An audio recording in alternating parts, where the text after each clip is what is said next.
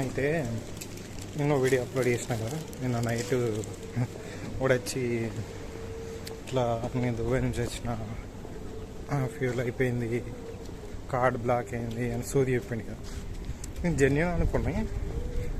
నాకు డబ్బులు లేవు, నాకు రుణాన్ని ఇచ్చేస్తూ మాత్రం మనం లేం. కానీ అయితే ఏమైంది, డాడీకి చెప్పిన, నిన్న చెప్పలే, ఇప్పుడు చెప్పిన అన్నట్టు.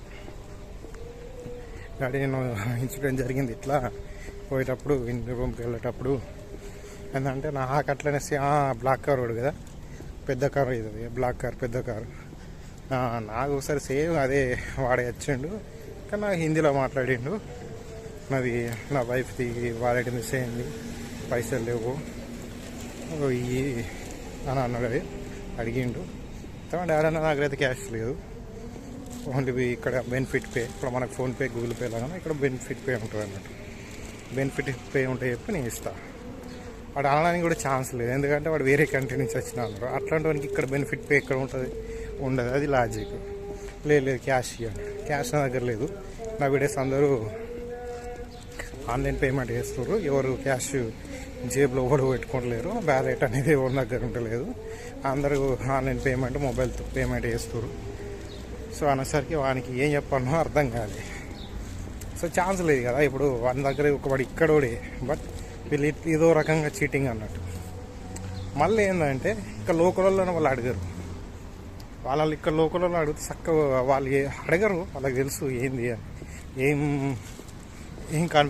ఇంకేం ఏమవుతుందో వాళ్ళు అట్లా అడిగితే వాళ్ళకు కూడా తెలుసు.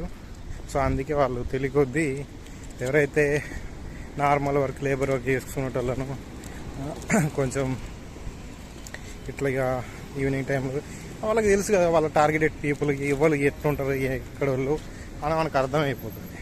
సో వాళ్ళని టార్గెట్ చేసి పైసలు ఇట్లా అడుగుడు అన్నట్టు. హెల్ప్ ఇవ్వగలుగుతావా, హెల్ప్ చేస్తే మనిషికి ఏమనిపిస్తుంది. నాకు నేనేమనిపించింది, ఇఫ్తార్ టైం కదా, ఇఫ్తార్ టైము ఒక పొద్దులు ఉంటారు వాళ్ళు. సో ఫుడ్ లేదు, ఫుడ్ తినలేదు, నాకు ₹1 లేదు చేతిలో, నా కార్డ్ బ్లాక్ అయిపోయింది, పెట్రోల్ కూడా అయిపోతుంది, డీజిల్ అయిపోతుంది, ఏమైనా హెల్ప్ చేయమా అంటే మనకేమనిపిస్తుంది. నేనైనా అన్నా, నాకు డబ్బులు ఇచ్చేంత సినిమా లేదు. డైరెక్ట్ డబ్బులని కూడా వాడు అడగలే, డైరెక్ట్ డబ్బులని నేను ఇవ్వలేను. నేను అన్నాం అనుకున్నాను, నీకేం చెప్పాలి, చెప్పు నీకేం కావాలి అన్నాం అనుకున్నా. తర్వాత వాడు కూడా పోతుండు, వాని విలువ, వాని వెళ్తే వానికి వినవాళ్ళే, నా వాయిసే అంత దూరం వినవాడదు. అయితే ఆడ వెళ్ళిపోయి చూడలే ఇంకో పిలిస్తే. తర్వాత ఉండి నా కవర్లో చూసినా అన్నట్టు, ఇట్లా పట్టుకుని ఉన్నా. నిన్న తీసుకున్నాను షూను, బిస్కెట్స్ ఉన్నాయి అన్నట్టు, ప్యాకెట్ ఒకటి. అలా 5+7 వచ్చినాయి అనుకో. డాడీకి 2 ఇచ్చి నేను మిగతా తీసుకుని వస్తాను. అందులో ఏమున్నాయి, సరే ఒక బిస్కెట్ ప్యాకెట్ ఇచ్చిన. తీసుకెళ్తే బ్రో నాకు పెద్ద ఫ్యామిలీ బ్రో, ఏం సరిపోతాయి, సర్లే రవి నాకు 3 తీసి ఇచ్చినాక మళ్ళీ చేతి పెట్టలేక ఎంటీ అయిపోయింది. నాకు ఇంకా 2 కింద అడుక్కున్నాయి, బట్ అవి నాకు అందలేవు. నేను అనుకున్నా ఎంటీ అయిపోయినాయి అనుకున్నా.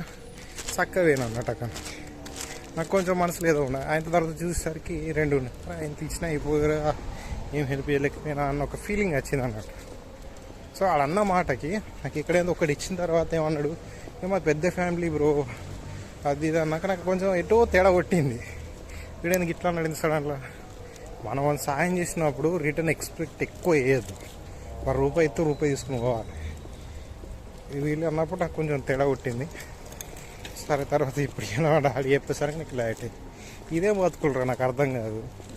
ఎవరు వెళ్ళిన దగ్గరికి వచ్చి మీరు ఇక్కడ దోసుకుంటే ఈ మనిషిలో ఏం మానవత్వం నాకు అర్థమవుతలేదు. అసలు ఏమనాలన్నా కూడా అర్థమవుతలేదు. మళ్ళీ ఈ రంజాన్ టైంలో ఇంకా ఇట్లా చీటింగ్ చేసి పోతే ఏమవుతారో నాకు అర్థం కాదు. కడుపుకు పిల్లలకి, నీ పిల్లలకి ఏమన్నా మంచి పేరు వస్తుందా, లేకపోతే మంచిగా వస్తుందా?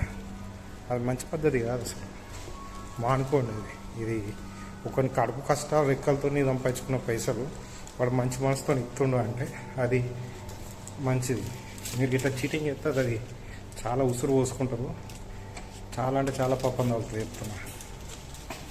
ఖచ్చితంగా మీ దేవుడైనా ఏ దేవుడైనా ఎవరు కూడా ఊరుకోరు.